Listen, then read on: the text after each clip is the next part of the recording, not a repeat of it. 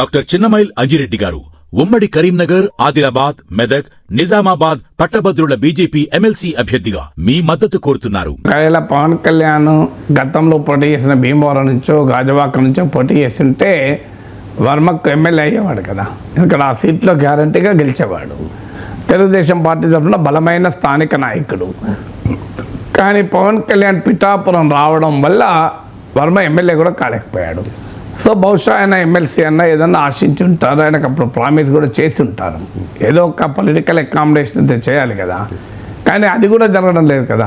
నాగబాబు లాంటి వాళ్ళని ఎమ్మెల్సీగా తీసుకొచ్చి మంత్రిగా చేస్తామని అంటున్నారు, కానీ వర్మకు ఆ రకమైన గుర్తింపు రావడం లేదు. ఒకటి తెలుగుదేశం బాధ్యత ఆయనకు సముచితమైన స్థానం ఇవ్వడం. ఎందుకంటే తెలుగుదేశం జనసేన అలియన్స్లో పవన్ కళ్యాణే ఓడిపోయే పరిస్థితి వస్తే, పవన్ కళ్యాణ్కు ఎదురీత వచ్చి ఉంటే అది మొత్తం కూటమి అవకాశాలే దెబ్బతీసేది.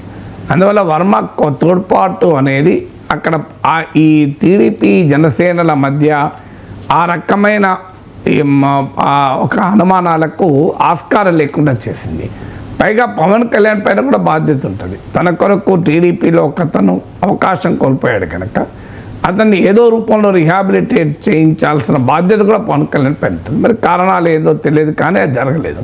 జరగనప్పుడు ఆయన వ్యక్తిగతంగా ఆవేదన చెందడంలో ఆశ్చర్యమేమీ లేదు. ఇక లార్జర్ పొలిటికల్ అంశం కష్టపడితే సాధిస్తేనే ఆనందం ఉంటుందంటే అది నిజమే కదా.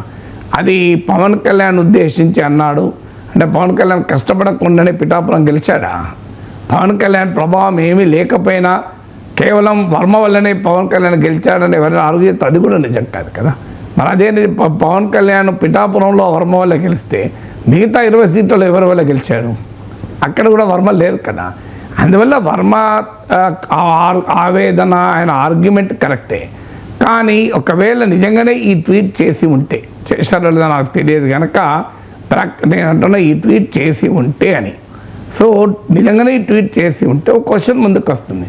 పవన్ కళ్యాణ్ వర్మ కష్టంతోనే గెలిచాడు అనుకుంటే కరెక్ట్ కాదు. వర్మ కష్టం తోడ్పాటునిచ్చిన మాట నిజం, కానీ పవన్ కళ్యాణ్ గెలిచేవాడు, మెజార్టీ తగ్గేదో కానీ గెలిచేవాడే ఇప్పుడున్న వాతావరణం చూస్తే. వర్మ త్యాగం కూటమి కష్టం. అందువల్ల డెఫినెట్గా పవన్ కళ్యాణ్ ఏమయ్యేది వర్మ కనుక పోటీలో ఉంటే అది నోబడీ కెన్ టెల్ నౌ.